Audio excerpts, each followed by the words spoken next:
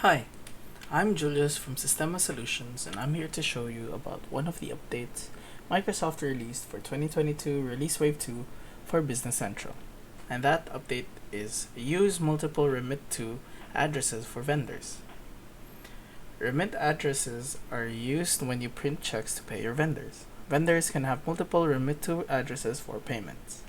For example, a vendor might supply an item from a subsidiary company but wants to receive payment at their headquarters. Business Central lets you set up multiple mailing addresses for each vendor, making it easy to choose the correct location to send payments to on an invoice-by-invoice basis. Remit addresses are available on the vendor card pages and on the Shipping and Payments Fast tab on purchase orders and invoices. To access this update, we need to go to the vendor page.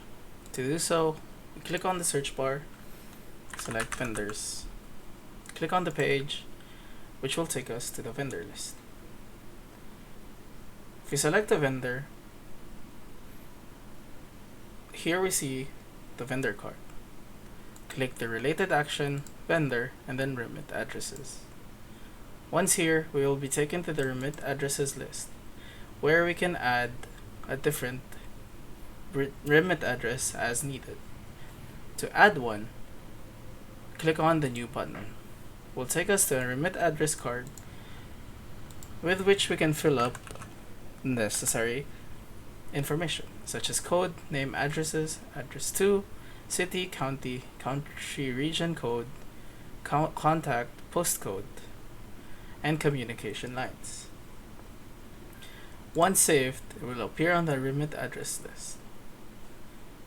To use this new remit address, we can go to Payment Journals by clicking on the search bar, typing in Payment Journals, and clicking the page. If we have a line that involves the specific vendor, we can scroll all the way to the right. We can see Remit-To code. Here, we can select the Remit-To code that we just made and apply it to this payment journal line.